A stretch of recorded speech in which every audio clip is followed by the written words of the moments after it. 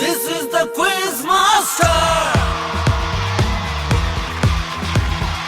Knowledge kam aayega.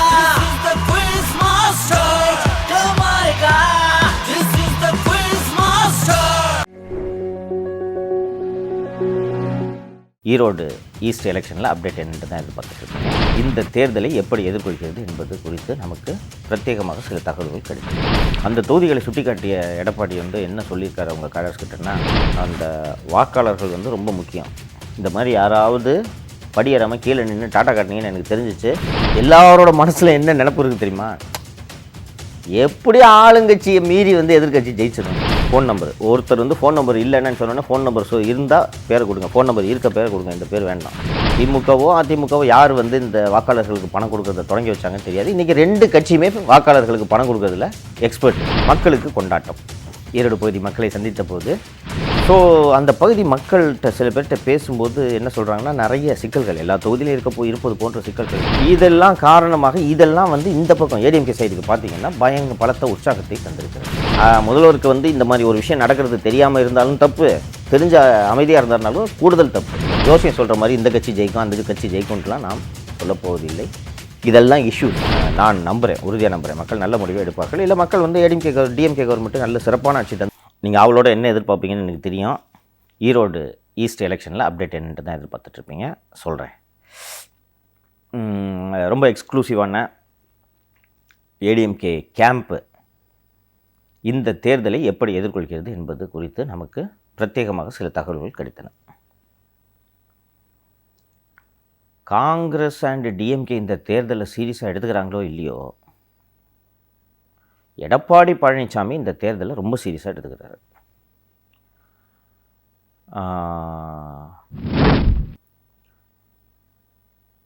அவர் என்ன பேசினார்னு இந்த ஏடிஎம்கே நண்பர்கள்ட்ட பேசினப்போ அவங்க சொன்னது, நேற்று ஒரு ஆயத்த கூட்டம் ப்ரிப்பரேட்டரி மீட்டிங் ஈரோட்டில் நடந்தது. அந்த மீட்டிங்கில் பேசிய எடப்பாடி பழனிசாமி அவர்கள் சென்னையில் ஐ திங்க் டி நகர் தொகுதி தான் நினைக்கிறேன், ஏதோ 1-2 தொகுதியில் 500 அல்லது 1000க்கும் குறைவாக வாக்கு வாங்கின தொகுதிகள் 1-2 தொகுதிகள் இருக்குது. அந்த தொகுதிகளை சுட்டிக்காட்டிய எடப்பாடி என்ன சொல்லியிருக்காரு அவங்க காரர்ஸ்கிட்டனா, ஒவ்வொரு ஓட்டும் முக்கியம். இந்த ஒரு ஓட்டு குறைஞ்சிச்சு, ஒரு ஓட்டு தானே 2 ஓட்டு தானேன்றதெல்லாம் நான் ஒத்துக்க மாட்டேன். அப்புறம் வழக்கமாக நீங்கள் என்ன பண்ணுவீங்கன்னு தெரியும், ஒரு வீட்டில் ஒரு குடும்பம் 2வது மாடியில் இருக்கும், உங்களுக்குலாம் படியேறதுக்கு சோம்பேறித்தனம், கீழே இருந்துட்டு ஓட்டு போட்டுருங்க அப்படின்ட்டுலாம் போவீங்க. இதெல்லாம் கிடையாது. அந்த வாக்காளர்கள் ரொம்ப முக்கியம். இந்த மாதிரி யாராவது படியேறாமல் கீழே நின்று டாட்டா காட்டினீங்கன்னு எனக்கு தெரிஞ்சிச்சு, நான் என்ன நடவடிக்கை எடுப்பேன்னு சொல்ல முடியாது. அப்புறம் நேற்றைய கூட்டத்தில் தான் பகுதி பொறுப்பாளர்கள் பூத்து பொறுப்பாளர்களாக நேற்று தான் அதிமுகவில் முடிவெடுக்கிறாங்க. எனக்கு இது எப்படி நடக்கும் அப்படின்றதுலாம் எனக்கு தெரியாது. கட்சிக்காரங்க திமுகலையும் சொல்கிறாங்க, அதிமுகலையும் என்ன எப்படி இதை பண்ணுவாங்க அப்படின்னு சொல்லிட்டு சொல்கிறாங்களா. வழக்கமாக அந்த தொகுதிக்கான பொறுப்பாளர் இருப்பாங்கன்னா அவர் உட்காந்துருப்பார். அந்த பகுதியோட மாவட்ட செயலாளர் இருக்கார்ல, அவர் சொல்லுவார், இந்த அண்ணன் 16வது பூத்துக்கு இவரை போட்டுடலாம், இவர் அந்த தெருவில் தான் இருக்கார், எல்லாரையும் தெரியும் அப்படின்னோடனே இந்த பொறுப்பாளருக்கு அவன் கட்சிக்காரனா இல்லையான்னு கூட தெரியாது. அப்படியா, ஏன்னா மாவட்ட செயலாளர் சொல்கிறார், அவருக்கு தெரியாதா, அவர் மாவட்டம் அப்படின்ட்டு இருப்பாங்க. இதில் என்ன ஆகும்னு கேட்டிங்கன்னா, அவசரத்துக்கு யார் பேரும் வரலன்னு வச்சுக்கோங்களேன், ஞாபகத்துக்கு வரலன்னு வச்சுக்கங்களேன், அந்த மாவட்ட செயலாளர் இஷ்டத்துக்கு ஏதாவது பேரை சொல்லுவார்னா யார் சொல்லுவார்னா அவரோட சொந்தக்கார பையன், மச்சினை, இந்த கொரியர் சர்வீஸில் வேலை செய்கிறவன், இது மாதிரி 1-2 பேர் இருப்பாங்கல்ல, இவங்களாம் நினச்சிப்பாங்க கொரியர் சர்வீஸில் வேலை செஞ்சால் எல்லா வீட்டு அட்ரஸும் தெரியும் அப்படின்ட்டு அவனை போடுப்பா, பணம் வாங்கி தரேன் செலவுக்கு, ஒரு மாதம் லீவ் போடு ஆஃபீஸ்க்கு. இப்படி தான் நிறைய நடக்கும் அப்படின்னு சொன்னாங்க. திமுகவில் இந்த அலட்சிய போக்கை பார்க்க முடிகிறது. இன்னொன்று, காங்கிரஸ் நிற்கிது, திமுக நிற்கலைங்க. அதனால் இயல்பாகவே அவங்களுக்கு அவங்க பார்த்துப்பாங்க, ஏன் அவங்க கட்சி தானே, அவங்க ஜெயிக்க வைக்கட்டும்ன்ற இந்த எண்ணம் இயல்பாக வரும் எல்லாருக்கும். அது மட்டும் இல்லாமல் ஆளுங்கட்சி இல்லை, எல்லாரோட மனசில் என்ன நினப்பு இருக்குது தெரியுமா? எப்படி ஆளுங்கட்சியை மீறி எதிர்கட்சி ஜெயிச்சிடும், நம்மளை மீறி ஜெயிச்சிடுவாங்களா? இது ஒன்று. இன்னொன்று, தலைமை பார்த்துக்கும். அதெல்லாம் தலைமைக்கு எப்படி இந்த தேர்தலில் ஜெயிக்கணுன்றது தெரியும். அதிகாரிங்க பூரா உடன்பிறப்புகளாக மாறிட்டாங்கல்ல, அதனால ஈஸியாக ஜெயிச்சிடலாம். இப்படி இந்த எண்ணம் திமுக காடர்ஸ் மத்தியில் இருக்குது. ஒரு பெரிய அளவு சுறுசுறுப்பு திமுக கேம்பில் இல்லை அப்படின்றத திமுகவினரே ஒப்புக்கொள்கிறார்கள். வேறு இந்த கேம்பை பார்த்தீங்கன்னா, நான் சொன்னேன் எடப்பாடி என்ன பேசினார் அப்படின்னு சொல்லிட்டு சொன்னேன். அந்த பூத்து பொறுப்பாளர்கள்லாம் போடுறத சொன்னேன்ல, நேற்று ஒவ்வொருத்தரையாக பேரை கேட்டு எடப்பாடியே எழுதுறாரு. நீ யாருப்பா? அண்ணா இந்த இந்த தெருவில் இருக்கேன். அந்த அந்த பக்கம் வந்து மொத்தம் எத்தனை ஓட்டு உங்களோட இதில் அப்படின்னோட இது மாதிரி இத்தனை ஓட்டு. எல்லாரும் தெரியுமா உனக்கு? தெரியும். நைட்டு 1 மணி கூட ஃபோன் பண்ணுவேன். டெய்லி ப்ராக்ரஸ் ரிப்போர்ட்டை சொல்லணும் எனக்கு அப்படின்னு இவரே எழுதுறாரு.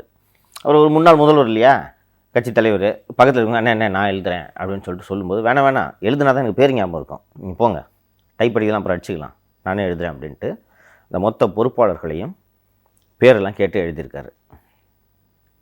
ஃபோன் நம்பர் ஒருத்தர் வந்து ஃபோன் நம்பர் இல்லைன்னு சொன்னோன்னே ஃபோன் நம்பர் இருந்தால் பேரை கொடுங்க, ஃபோன் நம்பர் இருக்க பேரை கொடுங்க, இந்த பேர் வேண்டாம் அப்படின்ட்டு இருக்காரு. இது எதுக்கு சொல்கிறேன்னா, அரசியல்னால் இப்படி தான் பண்ணணும்.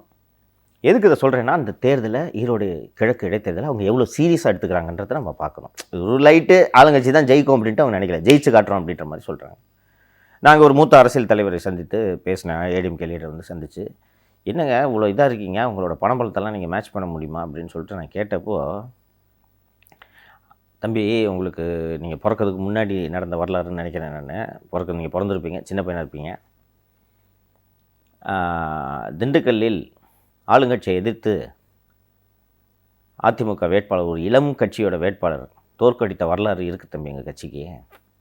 அதை எங்களாலலாம் செஞ்சு காட்ட முடியும். உங்களுக்கு அதிமுக தொண்டை வந்து தூங்கிட்டு இருக்க மாதிரியே தான் உங்களுக்கு தெரியும். நீங்கள் கூட நிறைய எழுதுவீங்க ட்விட்டரில் வேலையை செய்கிறதில்ல அப்படின்ட்டு.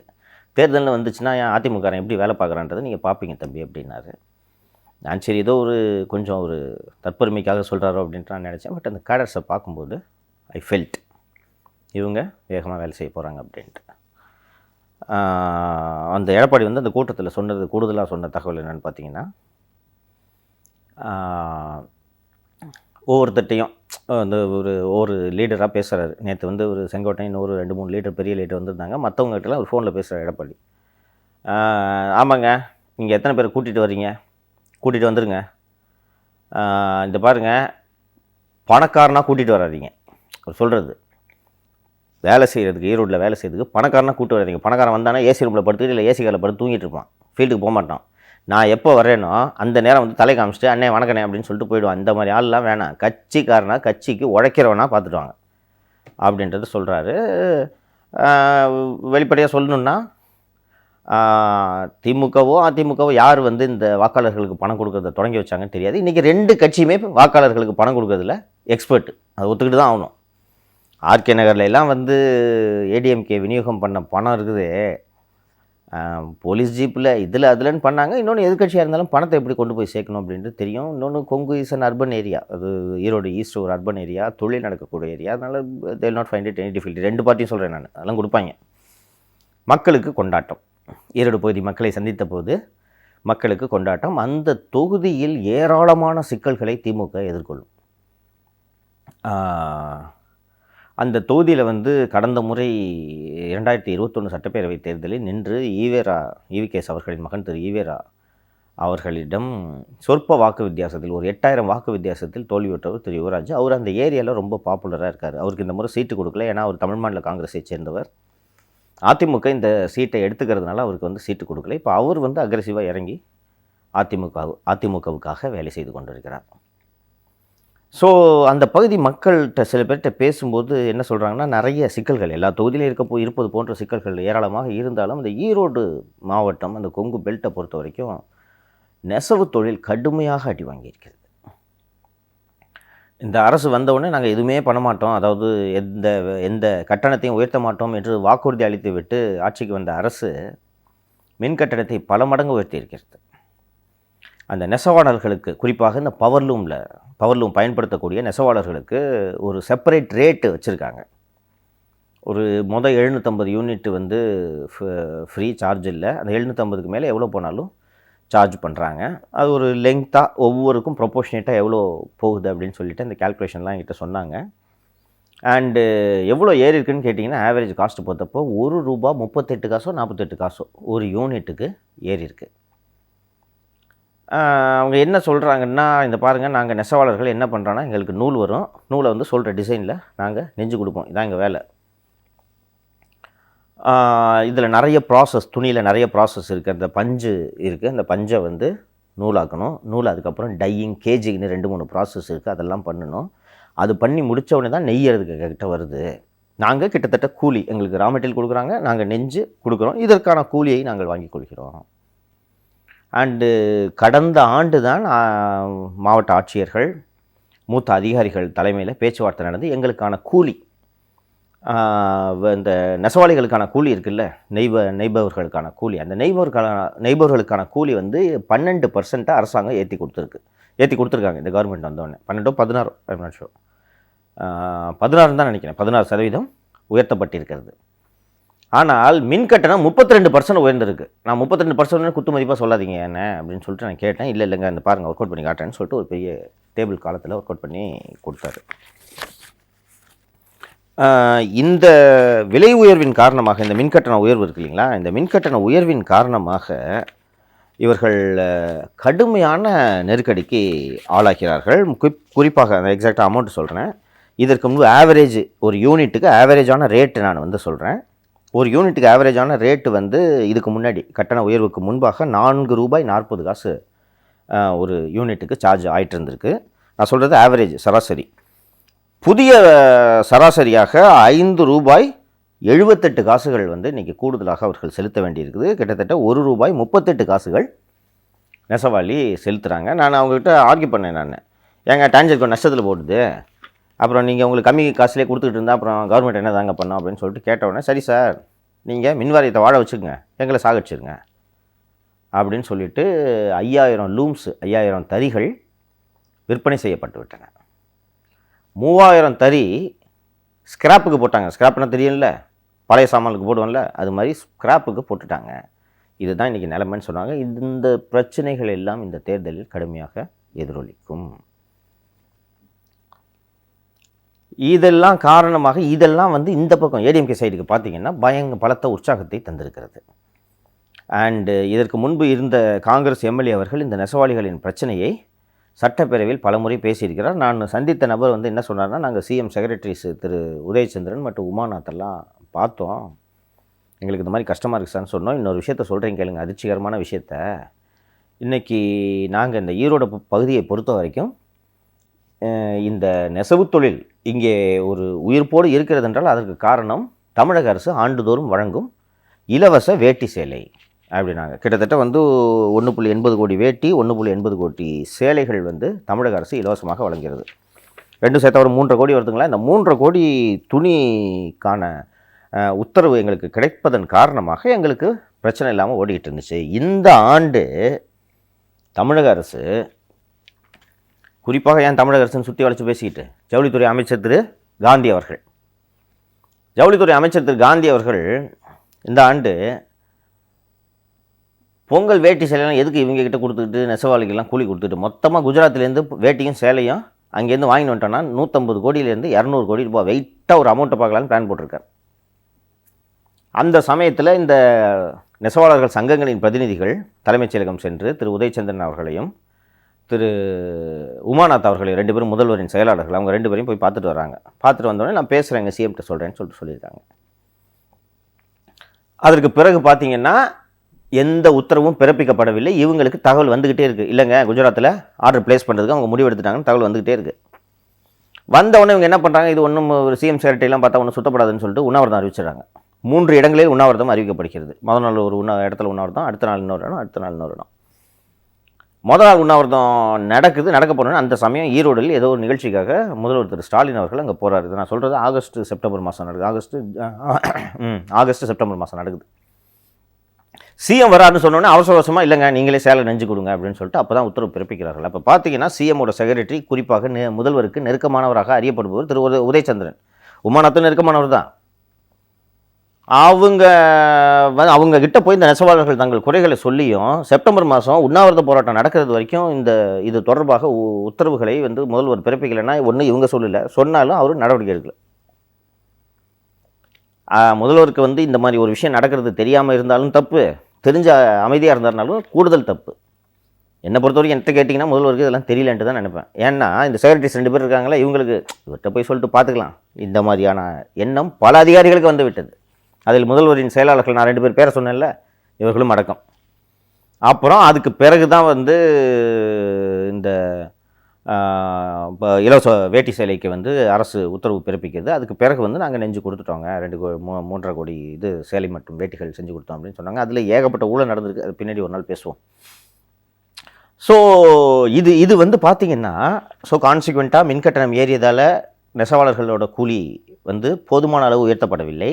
ஆனால் நெசவாளர்கள் வாங்கும் நூல் இருக்கிறது இல்லையா, நூலோட விலை ஏறிடுச்சு. பஞ்சிலேருந்து நூலாக மாத்திர அந்த ப்ராசஸ் இருக்குது. ஏன்னா எல்லாமே கரண்ட்டில் தானே விடுது. பஞ்சிலேருந்து நூலாக நூற்பது ஸ்பின்னிங் மில்லில் நூற்கப்படுகிறது. அதுக்கு விலை ஏறினதுனால நூல் விலை ஏறுது. அந்த நூலை கொண்டு போய் டையிங் கேஜிங்னு சொல்கிறாங்க. அதை வந்து பண்ணுறாங்க. பேலாக அப்போ தான் அந்த நூல் வெளியில் வருன்றாங்க. அந்த டையிங் கேஜிங் பண்ணும்போது அப்போ தானே கலர் நூல் இருந்தால் தானே புடவைகள் கலராக செய்ய முடியும். ஸோ அதோட விலை, அந்த டையிங் கேஜிங்கோட விலை ஏறினதுனால அந்த நூல் மீண்டும் விலையேற்றம் ஏற்படுகிறது. அண்ட் அதற்கு பிறகு நெசவாளர்கிட்ட வந்து இது புடவையாக நெய்யப்பட்டு போகிறது. சிம்பிளாக சொல்கிறாங்க, ஒரு துணி மின்கட்டண உயர்வுக்கு முன்னால் 100 ரூபாய் விற்ற ஒரு துணி மின்கட்டண உயர்வுக்கு பிறகு 132 ரூபாய் உயர்த்தப்பட்டிருக்கிறது என்று அவர்கள் சொல்கிறார்கள். 32 ரூபா. நான் சொன்னேன் அவங்ககிட்ட, சரி நீங்கள் என்ன உங்கள் கை காசை கொடுக்க போகிறீங்க? துணி விலை ஏறினா எங்களை மாதிரி கன்சியூமர் தலையில் கட்ட போகிறீங்க. 10 ரூபா கவர்மெண்ட்டில் ஏற்றினாங்கன்னா நீங்கள் எங்கிட்ட அந்த 10 ரூபாய் வாங்க போகிறீங்கன்னு சொல்லும்போது, கரெக்டு தான் சார் நீங்கள் சொல்கிறது, நாங்கள் வாங்கிடுவோம், நாங்கள் நஷ்டத்துக்கு கொடுக்க மாட்டோம். இதன் காரணமாக தமிழ்நாட்டிலேருந்து இந்த நூல் கேஜிங்கு இதெல்லாம் வாங்குறதுக்கு பதிலாக வட இந்தியாவிலேருந்து நாங்கள் வாங்கிட்டு வந்துட்டோன்னா இங்கே இருக்கிற லூம்லாம் என்ன ஆகுறதுன்னு கேட்குறாங்க. அதான் நடந்துகிட்டு இருக்குன்னு சொல்கிறாங்க.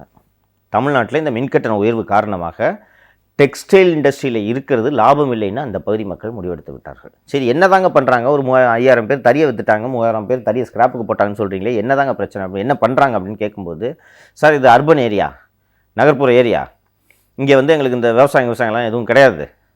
அதுக்கு பதிலாக சமையல் வேலைனா சமையல் வேலைக்கு போகிறாங்க, ஏதாவது ஒரு கூலி வேலை, கட்டட வேலை, ஏதாவது கன்ஸ்ட்ரக்ஷன் ஒர்க் இருந்தால் கன்ஸ்ட்ரக்ஷன் ஒர்க்கு பண்ணுறாங்க, சில பேர் ஹோட்டலில் வேலைக்கு போகிறாங்க. அன்னன்னைக்கு என்னென்ன வேலைகள் கிடைக்குதோ அந்த மாதிரி செஞ்சுட்ருக்காங்க. நெசவு தொழிலில் விட்டுட்டாங்க சார். இங்கேருந்து இண்டஸ்ட்ரியெலாம் குஜராத், மகாராஷ்டிரா, ராஜஸ்தான் போன்ற இடங்களுக்கு மைக்ரேட் ஆகி போயிடுச்சு அப்படின்னாங்க. சரி, அங்கே எங்கே போகிறாங்க அப்படின்னு கேட்கும்போது, மின்கட்டணம் கம்மியாக இருக்குன்றது ஒன்று. மின்கட்டணம் கம்மினா எப்படின்னா, டெக்ஸ்டைலுக்குன்னு தனி ரேட்டு கம்மியாக இருக்கிறது ஒன்று. டெக்ஸ்டைல் இந்த மின்கட்டணம் கம்மியாக இருக்கிறதோட 5 வருஷத்துக்கு அவர்களுக்கு மானியம்லாம் கொடுக்குறாங்க. ஏன்னா இந்த நெசவு தொழில் நசிந்து விடக்கூடாது என்பதற்காக இந்த அரசுகள் வந்து நான் உங்களுக்கு மானியம் தரோம். என்ன இதில் சிக்கல்னு கேட்டிங்கன்னா, காட்டன் வந்து வட இந்தியாவில் உற்பத்தி ஆகுது. அந்த காட்டன் அங்கிருந்து நூலாகுவதற்காக தமிழ்நாட்டுக்கு வருது. நூலாகுதா? நூல் ஆன பிறகு அந்த நூலுக்கு டை போட்டு கேஜிங் இதெல்லாம் பண்ண, டையிங் போடணும்ல, கலர் நூலாக மாற்றணும்ல, அந்த டையிங் தமிழ்நாட்டில் அந்த இண்டஸ்ட்ரி பூரா மூடிடுச்சு. இந்த சாயப்பட்டறை கழிவுன்னு கேள்விப்பட்டீங்கல்ல, இந்த நூல் தான் அது சாயம் போடுறது. ஸோ இந்த நூல் இங்கேருந்து திருப்பி சாயம் போடுறதுக்காக வட இந்தியாவுக்கு போகுது. சாயம் போடப்பட்ட நூல் நெஞ்சு திருப்பி துணியாக்கணும்ல, ஏன்னா இங்கே தான் தறி அதிகமாக இருக்குது. ஸோ அந்த நெஞ்ச நூல் அங்கேருந்து இப்போ திருப்பி வருது. நீங்கள் இப்போ பார்த்தீங்கன்னா ரா மெட்டீரியல் ஒரு இடத்துல உற்பத்தி ஆகுது, ஒரு இடத்துல நூலாகுது, திருப்பி டை அடிக்குது, ஒரு இடத்துக்கு போகுது, திருப்பி இங்கே வந்து எண்டு ப்ராடக்ட் நெய்யறதுக்கு தான் நம்ம இங்கே பயன்படுறோம், இங்கேருந்து இங்கே போகுது. ஸோ இந்த வட இந்தியாவில் இருக்கவங்களாம் என்ன நினச்சிட்டு இருக்காங்க, நாங்கள் பூனாலேருந்து நூலையும் பஞ்சையும் இங்கே அனுப்பி அதுக்கப்புறம் அதை நெஞ்சு இத்தனை வாட்டி நெஞ்சு துணியாக ஆக்கிறதுக்கு இந்த தறியில் நாங்கள் அங்கேயே போட்டோன்னா எங்களுக்கு செலவே இல்லை, இங்கே பஞ்சு உற்பத்தி ஆகுது, இங்கே டை போடுறோம், நூல் எடுத்து இப்படி கொடுத்தா நெஞ்சு இப்படி புடவையாக விற்றுறோம், எங்களுக்கு 40% காஸ்ட்டு கட் ஆகுன்ட்டு அவர்கள் கருதுகிறார்கள். பல இது லேபரர்ஸ் மைக்ரேட் ஆகி போகிறதோடு இல்லாமல் இண்டஸ்ட்ரி மைக்ரேட் ஆகி போகுது. இது எங்கே வந்து கடுமையாக பாதிக்கப்பட்டிருக்கிறது என்று பார்த்தீர்கள் என்றால் கொங்கு பகுதி, குறிப்பாக ஈரோடு, திருப்பூர், கோயம்புத்தூர் ஆச்சுங்களா. இது ரிஃப்ளெக்ட் ஆகாதா இந்த ஆட்சியின் மீது? மற்ற காரணங்கள்லாம் இந்த நீங்கள் சொன்ன இது தேர்தல் அறிக்கையில் சொன்னதெல்லாம் நிறைவேற்றலை அப்படி இப்படின்றதெல்லாம் வந்து கூட ஏதாவது பேசி சமாளிச்சிக்கலாம்னு வச்சுக்கோங்க. தன்னை 8000 பேர் தறியை மூடிட்டு போகிறானே, அதுக்கு என்ன பதில் சொல்ல போகிறாங்க? இந்த கோபம் அப்பகுதி மக்களிடையே இருக்கிறது. இது போக பல்வேறு பிரச்சனைகளை சொன்னாங்க. இதெல்லாம் எப்படி ஆளுங்கட்சி ஓவர் கம் பண்ண போகுது அப்படின்றது ரொம்ப உண்மையிலே வியப்பாக இருக்கிறது. அண்டு இது நிச்சயமாக தேர்தலில் எதிரொலிக்கும். இதையெல்லாம் மனதில் வைத்து தான் ஏடிஎம்கே கேம்ப்பு நம்ம ஜெயிச்சிடலாம் அப்படின்ற நம்பிக்கையோடு இருக்காங்க. இது நம்ம ஜோசியம் சொல்கிற மாதிரி இந்த கட்சி ஜெயிக்கும் அந்த கட்சி ஜெயிக்கும்லாம் நாம் சொல்லப்போவதில்லை. இதெல்லாம் இஷ்யூஸ், ஈரோடு கிழக்கில் இருக்கக்கூடிய இஷ்யூஸ் அப்படின்றது சொல்லிட்டோம். முடிவை மக்கள் எடுப்பார்கள், மக்கள் அறிவார்ந்தவர்கள், அதனால் மக்கள் நல்ல முடிவை எடுப்பார்கள் அப்படின்றத வந்து நான் நம்புகிறேன், உறுதியாக நம்புகிறேன். மக்கள் நல்ல முடிவை எடுப்பார்கள். இல்லை மக்கள் வந்து டிஎம்கே கவர்மெண்ட்டு நல்ல சிறப்பான ஆட்சி தந்துட்டு இருக்குன்ட்டு மக்கள் நினைத்தாலும் நினைக்கலாம். நீங்கள் சொல்கிறதெல்லாம் ஏற்றுக்கிற மாதிரி காரணம் இல்லைங்க, ஏதோ சில குறை இருக்கும், அருமையான ஆட்சி நடத்திட்டு இருக்காங்கன்னு மக்கள் நினைத்தாலும் நினைக்கலாம். அது என்னன்றது நம்ம மார்ச் முதல் வாரத்தில் முடிவுகள் வருகின்றன, அன்றைக்கி பார்ப்போம். தொடர்ந்து அதற்கு நடுவே 27 வாக்குப்பதிவு நடைபெறும் வரை, வாக்குப்பதிவு நடைபெற்ற பின்னரும் ஈரோடு கிழக்கு முடிவுகள் வெளிவரும் வரை அந்த ஈரோடு கிழக்கில் என்னென்ன டெவலப்மெண்ட்ஸ் நடந்துட்டு இருக்குன்றதை ரெகுலராக STC வேர்ல்ட் நேயர்களுக்காக அப்டேட் பண்ணுறோம். நன்றி.